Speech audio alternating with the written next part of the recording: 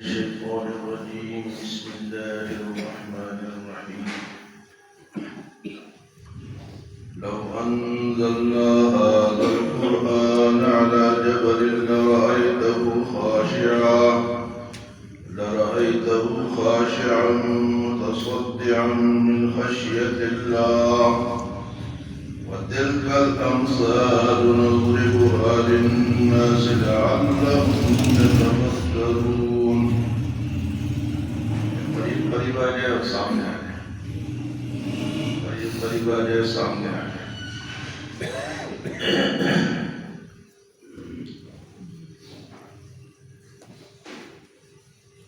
قرآن پاک کی عظمت اور اس کی شان، یہ کس کا کلام ہے، کس ذات کا کلام ہے، یہ کتنا بڑا کلام ہے، کتنا بھاری کلام ہے۔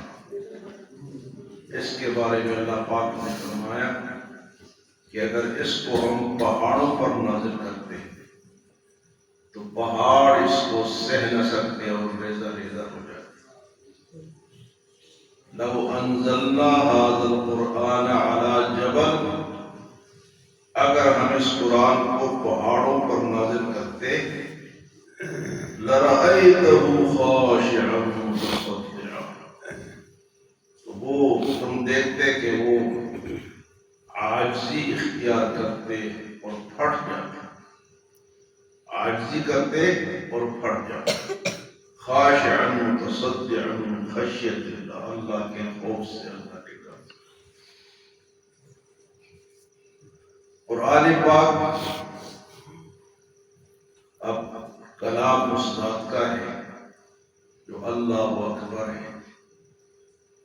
جب وحی نازل ہوتی تھی تو سردیوں کے دنوں میں بھی حضور صلی اللہ علیہ وسلم کے جسم پر پسینہ آ جاتا، اور اگر آپ کا جسم مثلا آپ کی ران کسی صحابی کے ران پہ ہوتی یا حضرت عائشہ کے ران پہ ہوتی تو وہ کہتے کہ وحی اگر نازل اس وقت ہوتی تو ان کی ران نیچے ٹوٹنے لگتی۔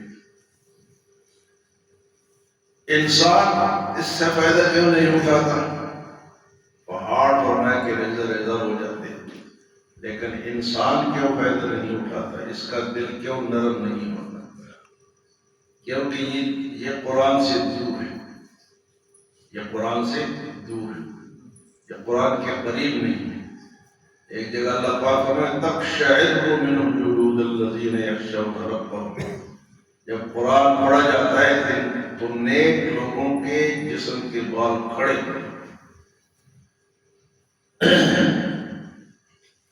فرمایا کہ اگر پہاڑوں پر نازل کرتے تو پہاڑ بھی اس کو برداشت نہ کر سکتے اور ریزہ ریزہ ہو جاتے۔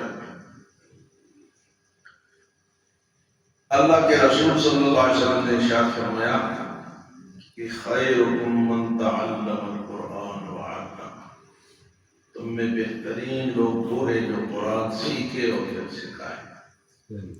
تو آج مسلمان صحابہ کیوں کامیاب نہیں؟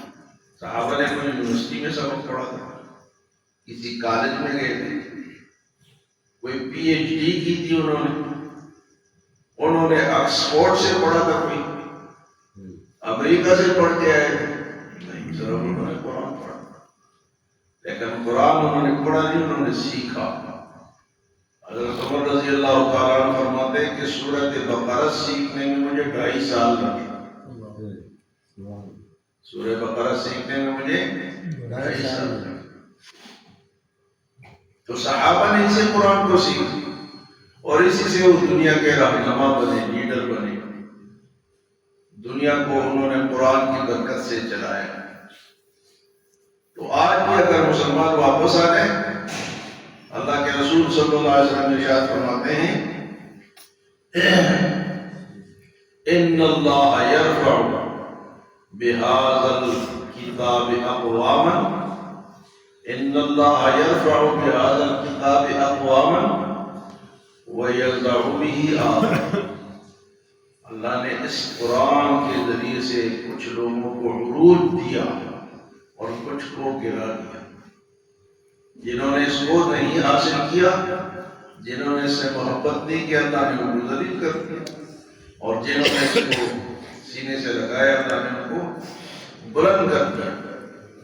آج بھی آپ تجربہ کریں، تجربہ اخلاص کے ساتھ اگر آپ کہیں نا کہ میں نے اللہ کے قرآن کی خدمت کرنی، اس کو پڑھانا ہے، خود بھی پڑھنا ہے، ادھر آگے پڑھانا ہے، اور آپ کے پاس کوئی وسائل نہیں، کوئی پیسہ نہیں، کوئی جگہ نہیں، آپ پہاڑ کی چوٹی پر بیٹھ کے پڑھانا شروع کریں، اللہ وہاں روزی آپ کو پہنچائے گا۔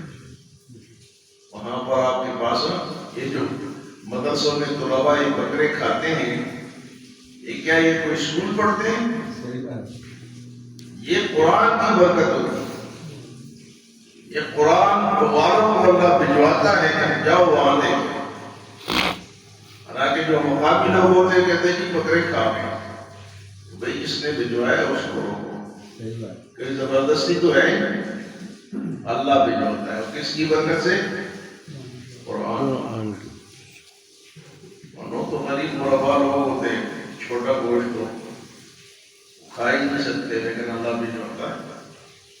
تو قرآن سے اخلاص کرو، قرآن سے محبت کرو، اللہ عروج دے گا، جو بھی کرے گا۔ اس میں کالے گورے اور غریب اور کوئی فرق نہیں ہے کہ فلاں قوم کرے تو وہ، فلاں نہیں کریں گے تو وہ نہیں، غریب لوگ۔ تو اللہ فرماتے ہیں لو انزلنا هذا القرآن على جبل لرأيته خاشعا متصدعا من خشية الله، اور اللہ فرماتے ہیں وتلك الأمثال نضربها للناس لعلهم يتفكرون۔ یہ مثالیں میں اس لیے بیان کرتا ہوں تاکہ لوگ سمجھے، غور و فکر کریں۔ پہاڑوں کی مثال، عجیب زمین کی مثال، آسمان کی مثال، فصلوں کی مثال، مختلف مثالیں قرآن میں بیان ہیں۔ قرآن کی بے شمار مثالیں۔ ایک پورے رمضان میں میں نے آپ حضرات کو فجر کی نماز میں امثال قرآن بیان کی، شاید آپ کو یاد، پورے رمضان میں روزہ میں ایک مثال پھر 10 ہوتا تھا۔ انشاءاللہ اس سال زندہ رہے تو پھر ہوگا۔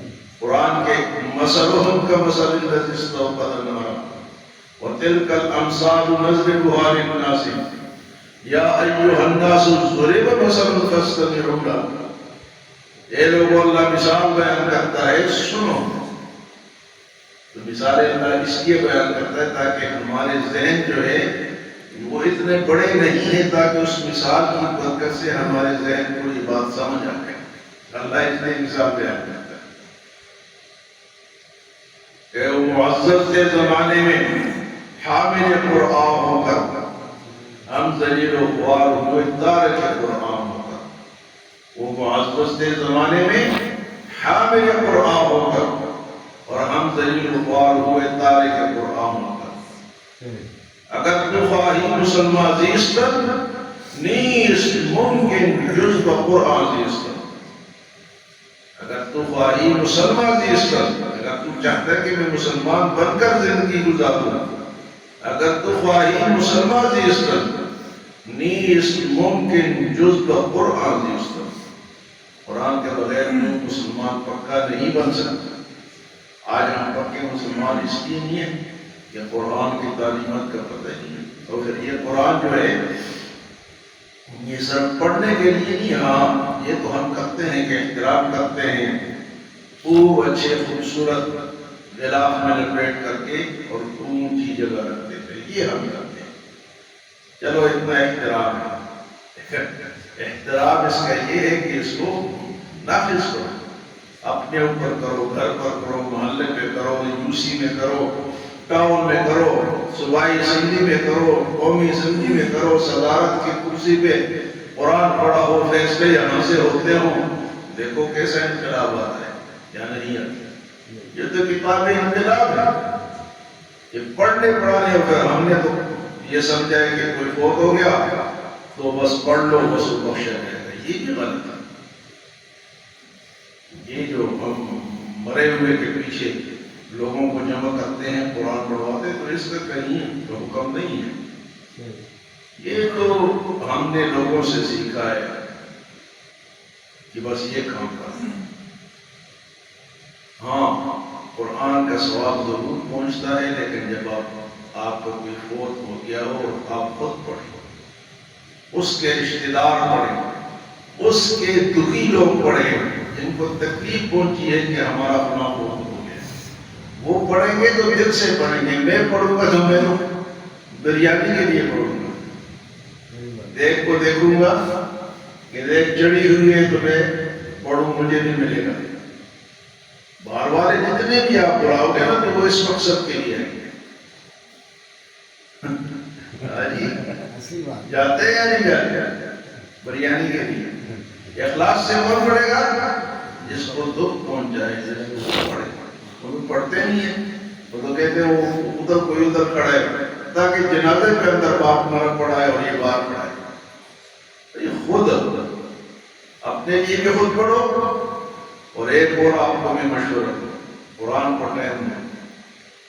قرآن پڑھنا ہے تو قرآن کا ترجمہ سیکھو، خود بھی پڑھو ترجمہ، لیکن جہاں شک پڑے اس کا کیا مطلب ہے پھر کسی عالم سے پوچھو، کیونکہ قرآن جو ہے یہ بھی سیکھنے سے آتا ہے. یہ نہ ہو کہ آپ نے پڑھ لیا اور کوئی بات آپ کی سمجھ میں نہیں ہے تو گمراہ بھی ہو سکتے. آپ ایک درزی جو ہے وہ شاگرد کو بٹھاتا ہے کہ یہ پینچے سیو، یہ سلواریں سیو، یہ کرو وہ کرو، اس کو کٹنگ نہیں سکھاتا. وہ بیچارہ ساری زندگی کٹ اسی میں لگا رہتا ہے، لائنیں لگاتا ہے، اور اس کو کٹنگ سکھائے گا تو وہ درزی بنے گا نا. تو ہم اس کو سیکھیں گے. مثال میں نے اس لیے دی کہ جب تک وہ سکھائے گا نہیں اس کو کٹنگ نہیں. جب قرآن سیکھو گے نہیں اس طرح رہے گا. قرآن میں ایک آیت آتی ہے وَلَقَدْ يَسَّرْنَا الْقُرْآنَ لِلذِّكْرِ فَهَلْ مِن مُدَّكِرٍ. قرآن کو اللہ نے نصیحت کے لیے آسان بنا دیا، لیکن وہاں فرمایا کہ نصیحت کے لیے. یہ نہ ہو کہ ایک باپ بن جائے، اس کے 12 بچے ہوں اور تم بیٹھ کے اس کے جائیداد کو تقسیم کرنے لگے ہو. نہیں کر سکتے. اس کے لیے علم کی ضرورت ہے، فقہ کی ضرورت ہے، حدیث کی ضرورت ہے. ایک آدمی نے قتل کر دیا تو میں اور آپ قرآن سے فیصلہ نہیں کر سکتے، تو یہ سیکھنا پڑے گا.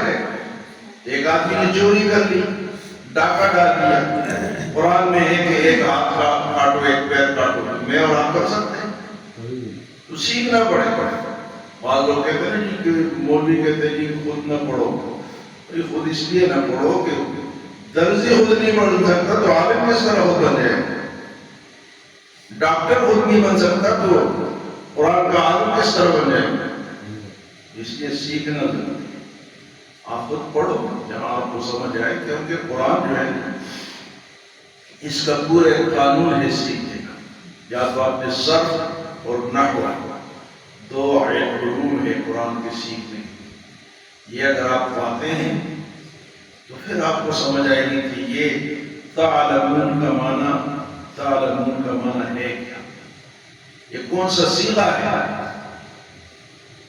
اس کے سیغے ہوتے ہیں، اس کو ہر سیغے کا الگ الگ معنی ہوتا ہے. ایک معنی ماضی کا ہوتا ہے، ایک معنی مضارع کا، آئندہ آنے والے زمانے کا ہوتا ہے.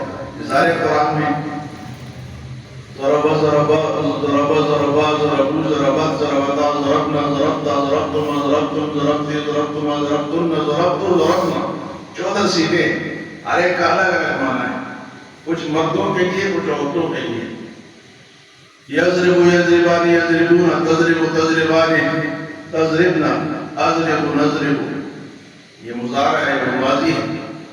لوگ کہتے ہیں مولوی ہمیں روکتے ہیں کہ قرآن خود نہ پڑھو. خود اس لیے نہ پڑھو کہ خود سمجھنا مشکل ہے. یہ استاد سے سیکھو. آپ خود ترجمہ پڑھو، جہاں آپ کو سمجھنا ہے پھر کسی آدمی سے پوچھ لو. فرمایا قرآن کیا کیسی کتاب ہے؟ لو انزلنا هذا القرآن على جبل لرأيته خاشعا متصدعا من خشية الله وتلك الأمثال نضربها للناس لعلهم يتفكرون. اللہ ہم سب کو توفیق دے کہ ہم قرآن سے لو لگائے، اس کو سیکھیں اور اس کو اپنا اوڑھنا بچھونا بنائیں۔